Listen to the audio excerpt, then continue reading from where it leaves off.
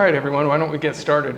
I appreciate you all coming out this evening. For those of you I haven't met yet, my name is John Young. I'm one of the college counselors that works with the beginning of the alphabet, and my colleague Jeff Griffa, who is manning the camera, works with the second half of the alphabet. We're glad you're all here.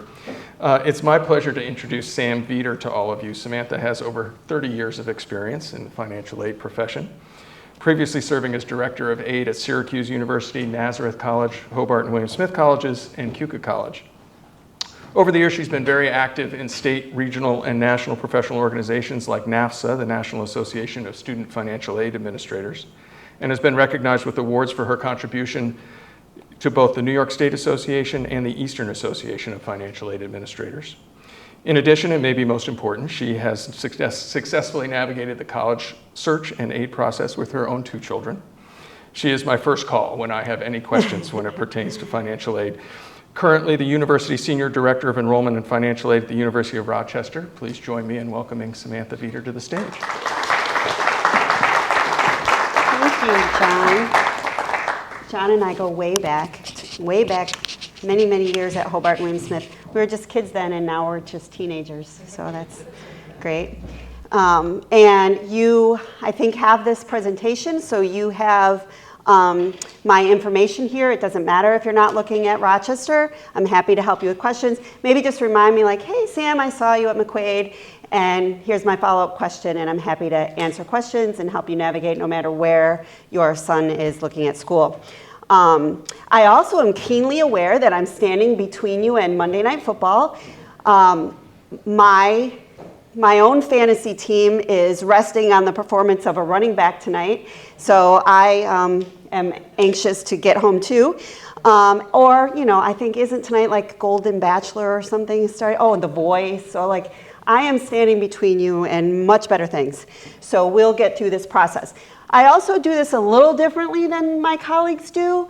We're going to get through the forms, and really there's some big changes for fall of 24 that will be impacting you. We'll get through that boring stuff, and then we're going to talk about the fun part, the true KFC secret recipe. I'm going to give you all the secrets, and you should not share them with your friends who stayed home to watch football because they were not here. So that's their punishment. Let's see. So the most important thing as you first, how many of you are parents of seniors? Pretty much everybody? Okay, juniors? Okay, kind of split. Younger than juniors? Okay, so juniors, you can present next year for me because you'll be experienced, or the seniors because you'll have been through it. So as you search for college for your child, the most important thing is that you keep your options open. This is the best investment that you can make in your child. And you have to prepare financially as well as educationally. And if you haven't started yet, that's okay. The formula is not going to punish you for not having saved or not be making a certain amount of income. It will assess you in your current status. And we'll talk about what current really means in a minute. But as you begin the process, please don't search on sticker price. That is not the only thing. A lot of times the schools with the higher sticker price have significantly more financial aid to offer, where the state schools that have a lower sticker price have no scholarships and grants or almost no scholarships and grants. So oftentimes for a middle income family, it's more affordable to go to a higher priced institution and receive merit or need-based scholarships than to choose a lower priced institution from the start. But think of yourselves as consumers of higher education for your children. So, I mean, anything I do, right? Like, why do I buy the Subaru? Why did I buy the Subaru over the Infiniti or, you know, whatever? Why do I buy the Samsung over the Sony? Think of yourself as a consumer in this area too. You want to know about outcomes, right? If your goal is graduate school, what's grad school placement rates, med school placement rates, law school placement rates? What are the jobs after graduation? And what is the salary? John was right. I am blessed. I have 2 doctors. I have a pharmacist and a physical therapist. So all of my personal needs are covered. It was 6 years each and very expensive, but I approached them as a consumer and really focused on what the outcomes would be. So this whole process of financial aid is called needs analysis. And there are some basic principles, and this is true for every place, not just Rochester or any particular school, but it's true at every college, and it's part of the process. And the most important thing is that to the extent that parents are able to pay for college, you, as parents, are primarily responsible for that investment. It's not the federal government's responsibility. It's not the school's responsibility. It's not the state government's responsibility. Those resources kick in to supplement what the parents can afford to pay. We also expect students to have some skin in the game as well and contribute and invest in themselves. So they typically do that through summer jobs, work-study jobs while they're in school, or taking out student loans at low interest rates that they can repay after graduation. You will be evaluated in your present condition. Now, for a few years now, we've had this thing called prior year, which means that every time you file, you're using the income from 2 years ago. So if you're a senior now and you're going to apply for financial aid for fall of 2024, you'll be using the 2022 income tax information to file. And that is what's considered present. And then you'll file and report assets as of the day that you're filing the forms. But underlying this process is that you will all be treated in an equitable and consistent manner, and that there is an opportunity in the process, if you have a special circumstance that impacts your ability to pay for college, that you can work directly with the school to see what can be done to adjust for that special circumstance. All right, we're going to talk about FAFSA first. Remember, this is the boring stuff. It's forms. Forms are boring. But you've got to do them in order to apply for financial aid. The FAFSA form, or free application for federal student aid, is what collects your personal financial information, income and assets, and household information. You do that online at fafsa.ed.gov, and everyone will need to have an FSA ID in order to log in and then sign that form. This form is available in English and in Spanish, and but there are big changes for fall of 24. Let me see here.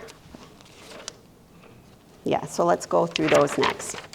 So typically, the forms are available on October 1 every year. And the CSS profile application, which I'm going to talk about in a minute, is going to still be available on October 1. But because there are so many changes to the form itself and to the needs analysis formula that determines your eligibility for aid, there's a delay in the launch of the FAFSA this year. So it won't be released until December 2023. I don't know when in December. If I'm a betting person who's been doing this for 30 years, I'm guessing between Christmas and New Year's. We have historically gotten big regulatory packages on like December 28th. So this will, I'm sure it won't be December 1. Even though there's been some articles coming out suggesting December 1, and it won't be. But sometime in December, the FAFSA form will become available for you to apply for fall of 2024. The next big change is that it used to calculate what was called an estimated family contribution, or EFC, and that was what your contribution was for 1 year of school for one child. And the EFC is gone. It is no longer. It's being replaced with a student aid index. The student aid index is not as much a measure of what you can pay. It's simply an index code that tells you how much Pell Grant you're going to get. And this is probably the biggest, at least it was when the news came out. So I think we're like a year and a half into knowing this was happening, or maybe 2 years even, I forget. But the biggest adjustment here is that the FAFSA form will no longer adjust for having multiple children in college at the same time. Family contributions will not be adjusted. How many of you have already done FAFSAs for children to go to college in the past? Okay, and how many of you, anybody, this is where I usually am like, who's got twins? Twins are great, or triplets are better. And so what used to happen is that the parent contribution portion of the family contribution would get divided in half if 2 kids were in school, and thirds if 3 kids were in school. And now there's no adjustment. So if your student aid index is $30,000, it's $30,000 per child. where it used to be if you had 2 kids in school and your EFC was $30,000, it would be $15,000 per child. Now, in relation to federal Pell Grant eligibility, we're seeing that families who qualified for Pell will still qualify for Pell. Less than 1% of FAFSA filers are losing Pell Grant eligibility. Some are either gaining or just getting more Pell than they would have gotten before. But it's that middle income family that's not Pell eligible that, if you have 2 kids in college, basically, it will be double now, and per child. So that's a big adjustment. And we're going to go over some examples in a minute. Oh, and this is also where I remind you not to shoot the messenger. I am just delivering this news. You can write your congressman about these adjustments. Other big change is family farms and small businesses with 100 employees or less were not included in the FAFSA before as an asset, and they are going to be included as an asset. So all business assets are reported now regardless of the number of employees. And farms are really wonky because you still don't have to report the value, the equity of your primary residence where you live. So if you live on a farm, now what you need to do, it used to be the whole farm where you lived was excluded, but now you have to determine the value of the house separately from all the other land and equipment and report the land and equipment on the farm without the main house. And that's huge, I think. Maybe not in this community, even in upstate New York. I mean, I'm working with some colleagues in Iowa and Wisconsin who are very concerned about changes to eligibility because farm land and equipment are expensive. Child support used to be reported as income for the custodial parent on a FAFSA form who received child support. It would be counted as untaxed income in that tax year that it was paid. Going forward, because it's not verifiable with the IRS, it's going to move from income to assets. It's so weird. It makes 0 sense. And you will have to report the amount for the immediate calendar year prior to when you're filing the form. So if you file your FAFSA form in January 2024, you would report all of the child support you received in 2023 calendar year, but as an asset, not as income. If you don't file your FAFSA form for 2024-25 school year until January 2025, then you're reporting 2024 child support instead of 2023. So again, kind of confusing if that's applicable to you.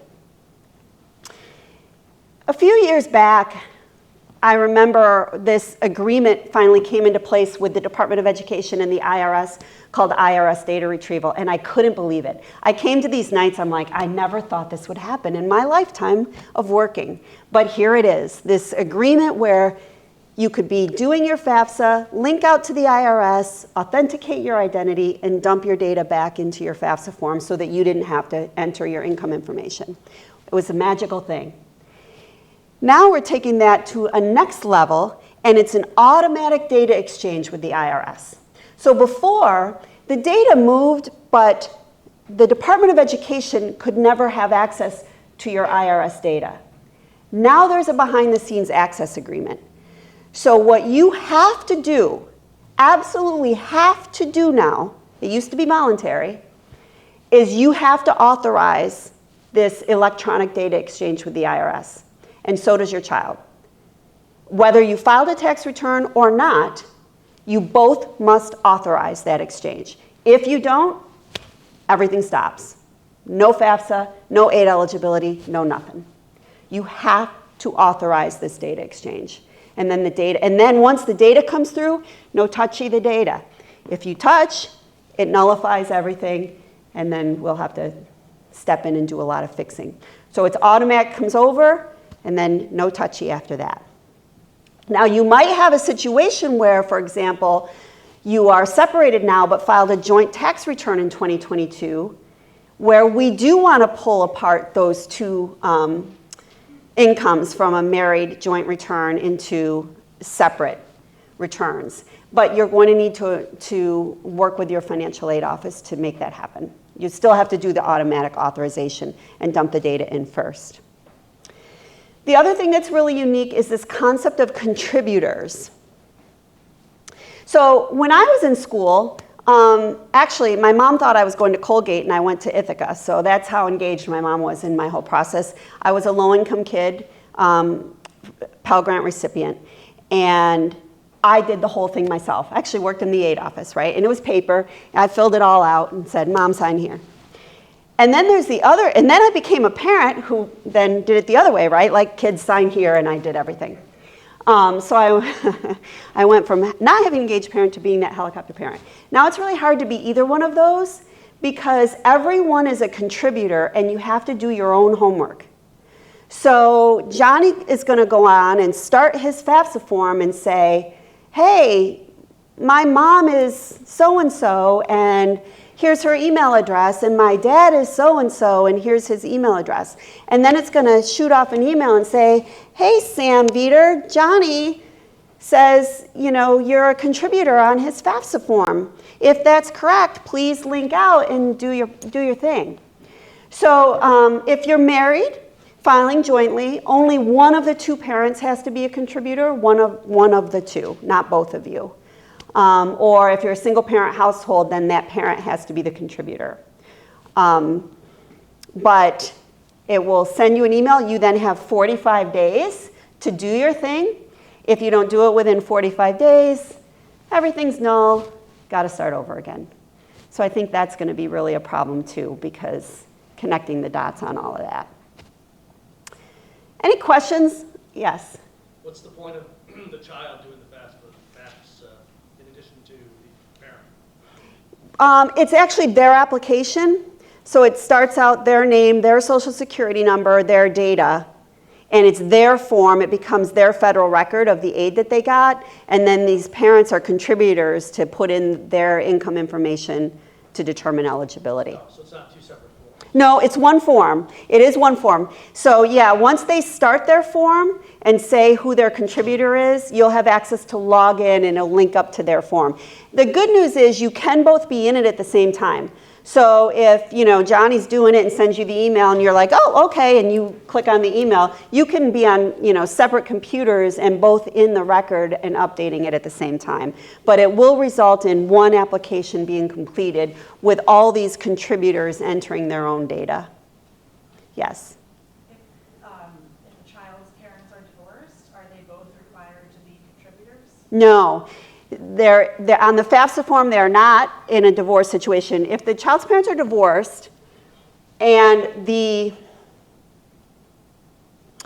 here's a new term for this. This is changing too. The parent of record who files the FAFSA is remarried, then the FAFSA requires parent and step-parent information. But the non-custodial or non-parent of record doesn't do anything on a FAFSA form. The rules are kind of changing about who the parent of record is now. So it used to be real easy. It was where you lived, the household you lived in, your permanent address, the address on your driver's license. Because even parents would say, oh, it's 50-50, it's exactly 50-50. Well, something would tip the scales, whether it's the roof over your head or who provides health insurance, but something would tip the scales. Now, the parent of record is the parent who provides more support for the student, which typically means the parent who earns more. So it could be the student lives with mom, who receives child support from dad, and then that child support is what provides more than 50% of the student's support. Then really the dad is the one who should be filing the FAFSA form starting next year, where historically that would have always been mom. So that's a little bit wonky going forward, is who is the parent of record, and we can talk more about that. Yes? What happens if somebody's income changes in a future year? Do they reapply? Have to reapply every year. Do reapply every year. And what happens if in 1 year you sold stock or something, so your income looks different and abnormal? How does that play? Well, it might not get adjusted at all. Usually what happens is the reason you reapply, there's always a delay, right? Because there's a 2-year delay. So you use 2022 income for fall of 2024, 2023 income for fall of 2025, and so on. And so something might have happened in, right now in 2023 that won't come into play until you file for the 25-26 school year. And so it's a little bit of a delayed reaction. Depending upon what the issue is, the school can step in sometimes and readjust using professional judgment based on, what the case is. But I'll tell you what most places don't do, and I'll tell you what we absolutely won't do. You won't see a school stepping in for business fluctuations in families that own business. That's just the way it is for you. Businesses or jobs with overtime, we get that all the year. Oh, I plow snow. There was so much snow last year. It's not going to snow this year. Guess what? It snows again. They plow again. Like, it's always there. Nurses, oh, I don't know if I get the overtime, and then they get the overtime. So schools won't step in on those kinds of things. It'll let the process catch up with itself, which means a delayed reaction. The other one is like voluntary retirement. So this one happened for me, right? My ex was a teacher, wanted to retire. I'm like, no, you're not until we're done with school. So, you can, but guess what? You're not. Because adjustment in income is not something schools will consider and step in and go, oh. A non-voluntary retirement or loss of job could be a reason for a school to step in early and make an adjustment for you. But otherwise, you just wait until that tax year gets used. And so then even like in a school teacher retirement, for example, if it happens in June, that really takes 2 years to catch up because you got a half a year of income and a half a year of retirement. So the process, that's why you reapply. Yes? You talked about a 45-day window from the time the student starts the process. Is that the time the parent has to start the process also, or to sign it, complete it, and be done? No, from the time that the student sends the contributor email and says, I need you to fill in your part, you have 45 days to fill in your part and sign. Yeah. I think, that'll be okay. I just know it's going to trip up people. And then you're going to go back, it's like, do not pass go or whatever. You're going to go right back to the beginning. Yes? Hi, so at just an easy for a dumb guy like me to understand anecdotal level, if it's the case that one of let's say one person in a couple is an artistic person, say a screenwriter, say a crummy couple of years. Did it used to be the case, the old way, that they would see that and but now they're only gonna look at my wife's income, they're only gonna look at one person's income and not look at the fact that a crummier couple of years for this guy has caused a little bit of hardship? Are you talking about a divorce situation? No. Oh, married is... She's right there. Yeah, you found... It's joint income. Okay. It's joint income. Okay. Yeah. One more, and then we'll do questions again, but we'll miss the football game at this rate. Yeah. Will the delay of launch until December, will that impact like early decisions or decisions that financial aid offices are going to make? Let me see here. Hold that thought for one more slide. This is just showing you how to create that FSA ID. Now, I did a webinar today. You can do this in advance of the FAFSA. I recommend that you have your ID. If you already have an FSA ID from another child's FAFSA, it's the same, nothing's changed here, you're good to go. This process still takes like 3 days to process and validate. So, did I skip to, well, so I would suggest you get that started, but it's not launched yet, but it will be open before December. And then I want to talk about some additional forms that you may have to do.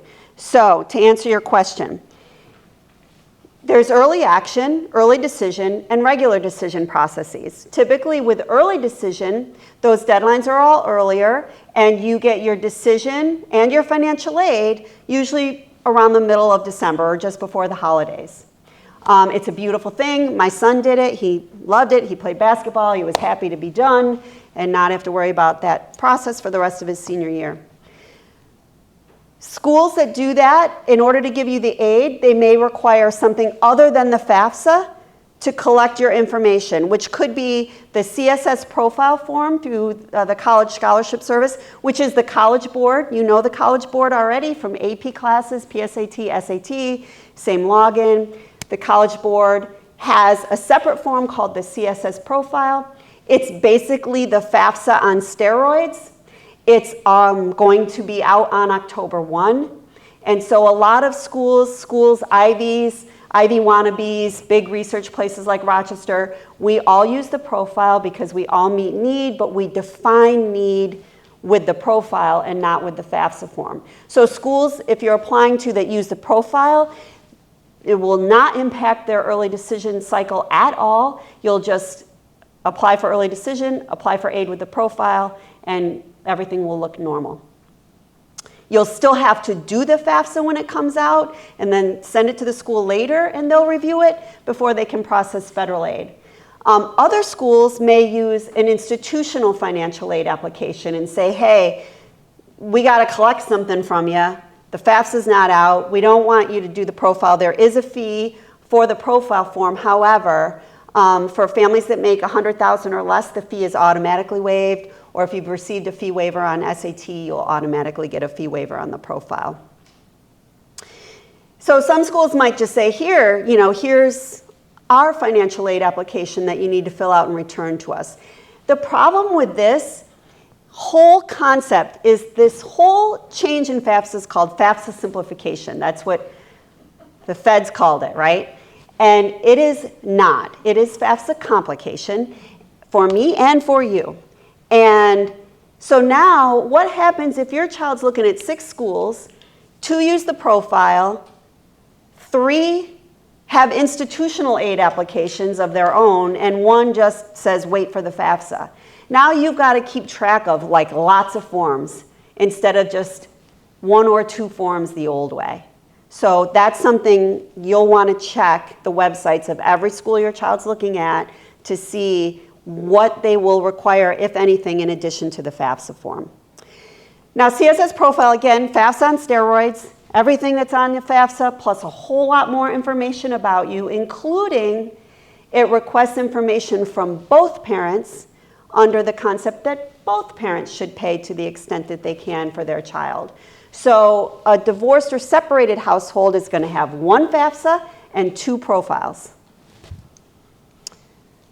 And then if you're a New York State resident, which you probably all are, and you go to college in New York State, you could apply for a New York State TAP award. The FAFSA form will kick off that TAP application with New York. There'll be a supplemental form that comes up automatically once you finish your FAFSA and have a few more questions. And that award is for families whose net taxable income is currently $80,000 or less. And it ranges from $500 to $56.65 a year. So those are forms. Yes? I only recall, I've had a couple children already go through college. I only recall doing the CSS the first time.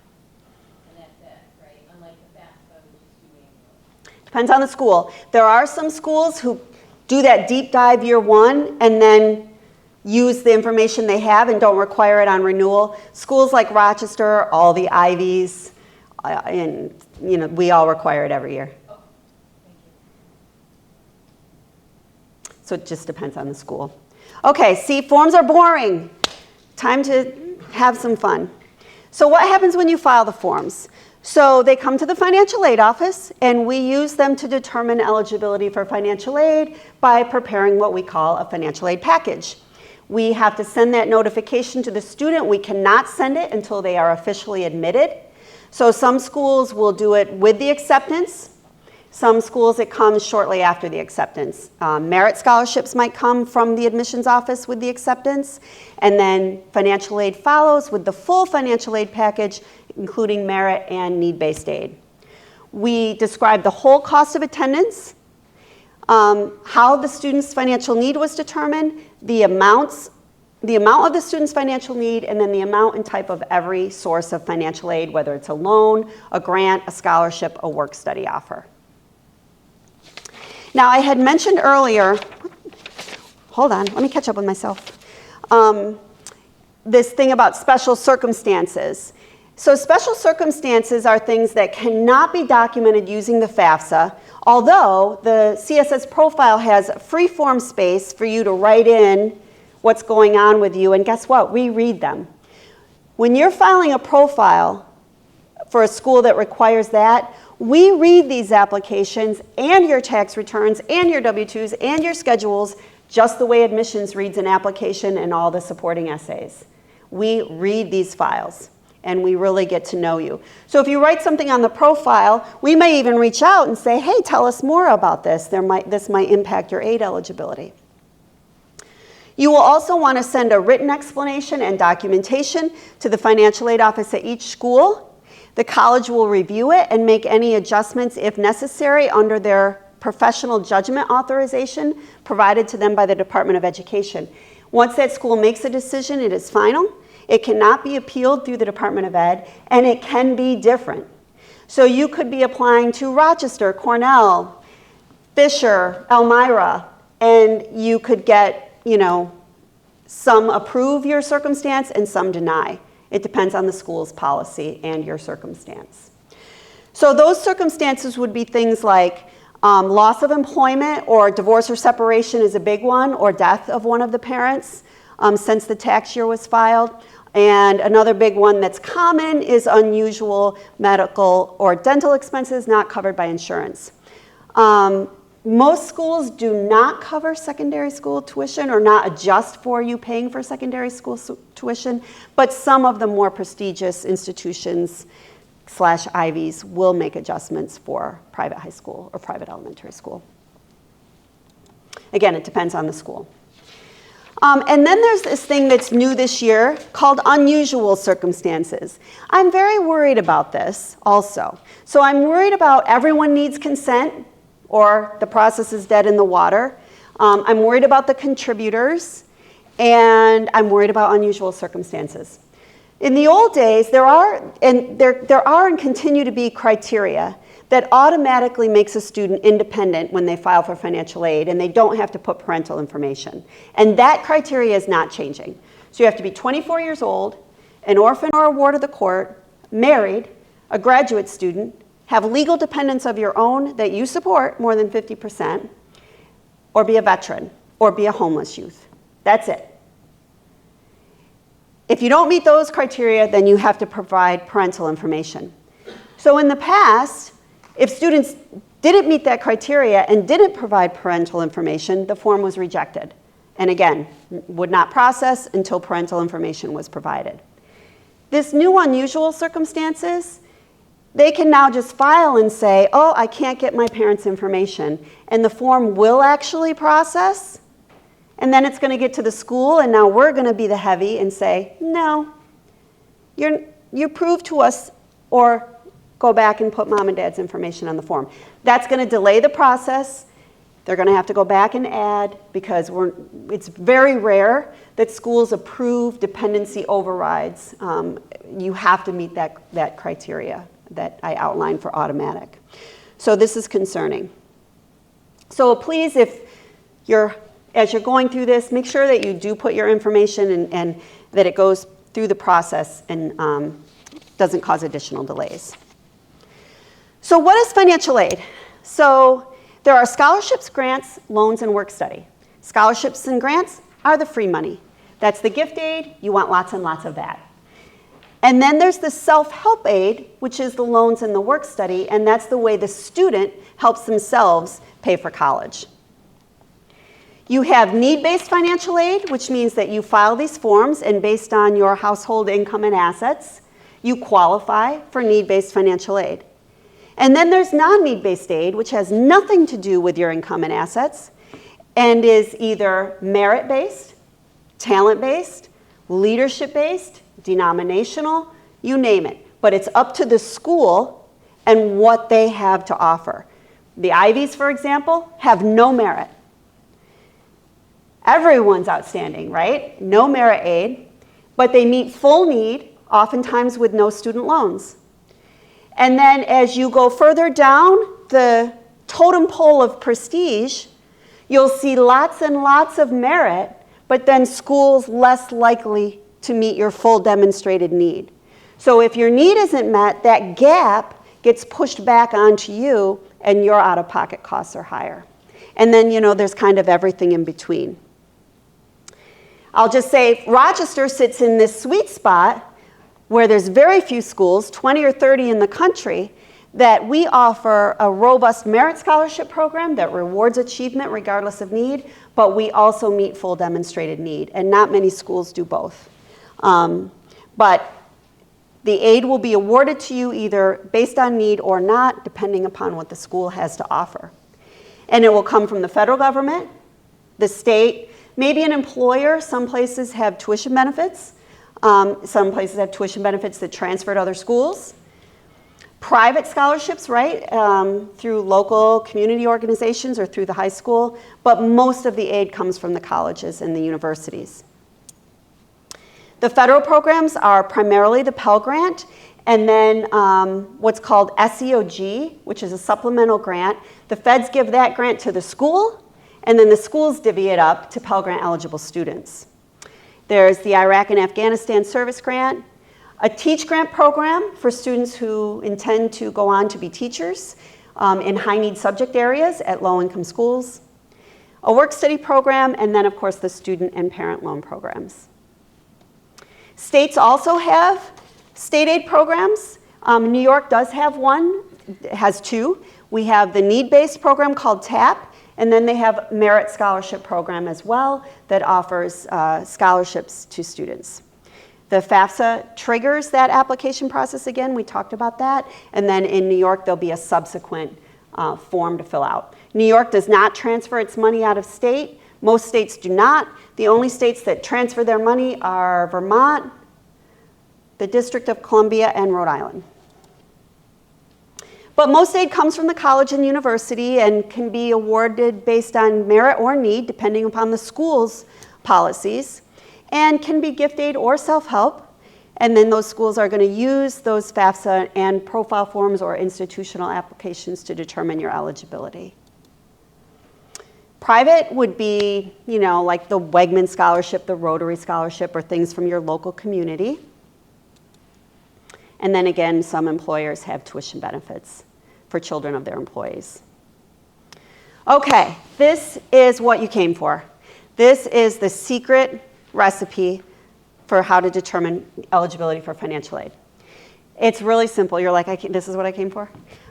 It's cost of attendance minus the student aid index equals your financial need. Simple, right? Now, one thing to note is that need varies based on cost. Apologies, you see EFC here, it should say SAI because the expected family contribution is changing to the student aid index, but the concept is the same. So for example, once your EFC or SAI next year is calculated, that doesn't change. That's your contribution. So this green box in the middle, if that's $10,000, it's $10,000 no matter where you apply. So say school one is, I'll pick on Cornell. Say school one is Cornell or an Ivy, because they're red. And they cost $80,000. Then you subtract your EFC or SAI and your need there of $10,000, and your need would be $70,000. And Cornell would meet that need. School two might be a 4-year public institution, which I don't know, I haven't looked lately. Let's call them $30,000 with tuition, fees, room, and board. And your contribution is still $10,000, so your need would be $20,000. But most state schools don't have aid to offer you. So if they can't meet that $20,000 of need, that gap gets passed back and your contribution gets higher. And then maybe the blue school 3 might be a community college that's $15,000 a year. You still have a $10,000 family contribution. You would qualify for 5. So need varies based on cost. And we are required by federal regulation to include these components in the total cost of attendance, always. So you need to compare apples to apples. We have to include tuition and fees. We have to include housing and food no matter where the student lives. They can live on campus, they can live off campus, or they maybe can live at home and commute with their parents. Those allowances are different, but we have to give a housing and food allowance. Books and supplies, transportation, and personal miscellaneous. My best example here is when I used to work at Nazareth, and you know they're like down the street from Fisher, and a lot of times students would visit both, right? So they would come to us and say, what's your cost of attendance? And I forget now, I've been gone from there for like 9 years. But we'd say $50,000, and that was all in, the whole cost of attendance. And then they'd say, we were just at Fisher and they're only $30,000. No. $30,000 is their tuition. When you add in everything else, we were within a couple $100 of each other. So make sure you're comparing apples to apples. Yes, tuition and fees is the bulk of it, but room and board everywhere is around $15,000, whether you're just trying to live at MCC or Columbia. So the Student Aid Index now is a measure of your ability to pay, but really it's used to determine Pell Grant eligibility, and it's a combination of a student contribution and a parent contribution. And I want to talk a little bit about how those contributions break out. And then I'm going to give you some examples, and then you might see like where you would end up at the end.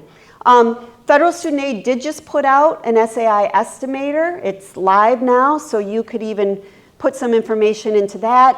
And all schools have a net price calculator on their website. We're required by law. So if you're looking at a particular school, you could use their net price calculator as well. But again, let me catch up with myself here, my notes. Okay. So what is parent income? So parent income includes taxable and some untaxed income, the total for the base year that you're applying for. So for fall of 24, it's going to be the 2022 income. And then there is an exclusion if you pay child support in a divorce situation. So maybe there's a step-parent who's paying child support to another household. That would get deducted. And then you get a deduction for your federal taxes and your payroll tax. You get an income protection allowance, which is an allowance in the formula for basic living expenses, food and shelter. That income protection allowance for a family of 4 next year is $35,870. So that's the Fed saying a family of 4 can cover basic living with $35,870. There's an employment expense allowance if all parents in the household are working outside of the household. There's an allowance of 35% of the lesser earned income or up to $4,000 max. So that's just the formula saying, hey, it's expensive to go to work. I need to buy lunch and clothes and gas and things. And so there's kind of an allowance built in there. But if it's a 2-parent household and one parent doesn't work outside of the home and one parent does, then you wouldn't qualify for that employment allowance. And the new payroll tax allowance is Medicare's hospital allowance, and an old age survivors and disability insurance. And then what's left after all of those deductions is your available income. So even though you're reporting gross income, there are allowances. You're not being assessed at your gross income. There are some allowances for these basic needs. Ooh. Let me see. Let me go back here. So what happens when you get down to available income is then there's a little formula depending upon what that income is that says what the contribution from income will be.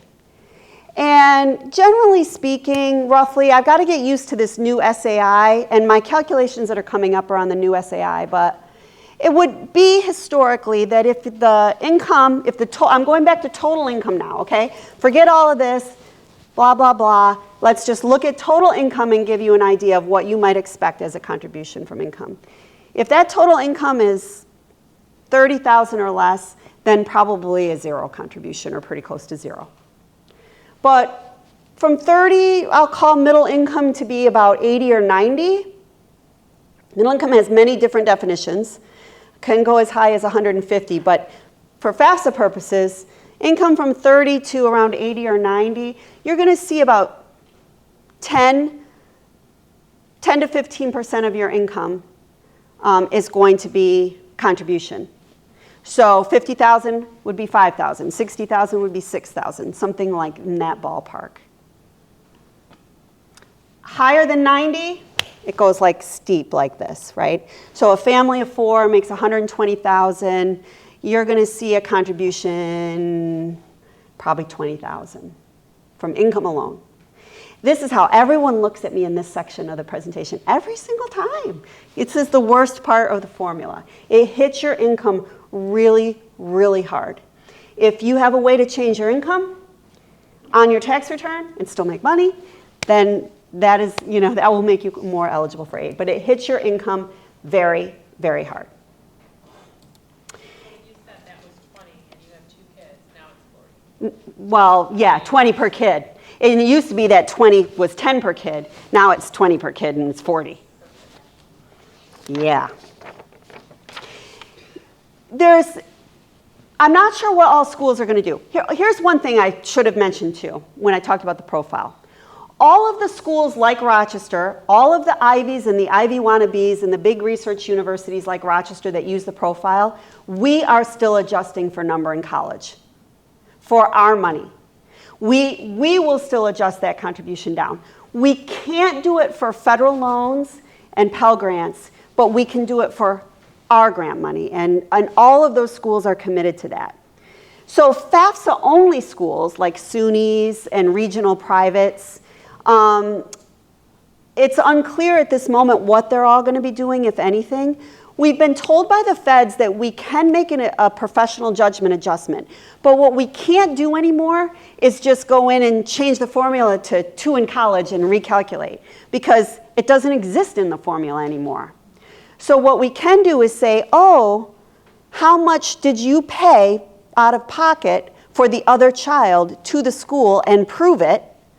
And if you said, oh, I paid $20,000 and here's the bill, then we could adjust the income by $20,000 and recalculate everything. So that's one way that schools can use professional judgment to make an adjustment for number in college. But they don't have to do that. Yeah. So I have twins that are seniors. And I've been doing the net price calculators, and it's still asking on there.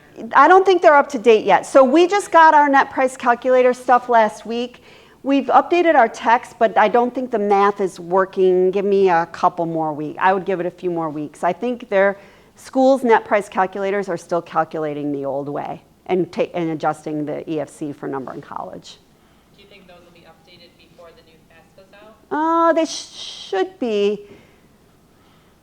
Yes, I think it'll be before the new FAFSA's out. I would think, profile launches this weekend, and I think we're all working on our net price calculator. So I would think by early November, but keep an eye on that. So schools will adjust that way. There can be other creative ways. Some schools might just give you a sibling grant, right? Like here's a little extra. Like some schools, when I used to work at Nazareth, we had a room grant if you lived on campus. Well, now you might get a sibling grant if you have a sibling in college, because we can't adjust the student aid index, but we can just give you more grant money.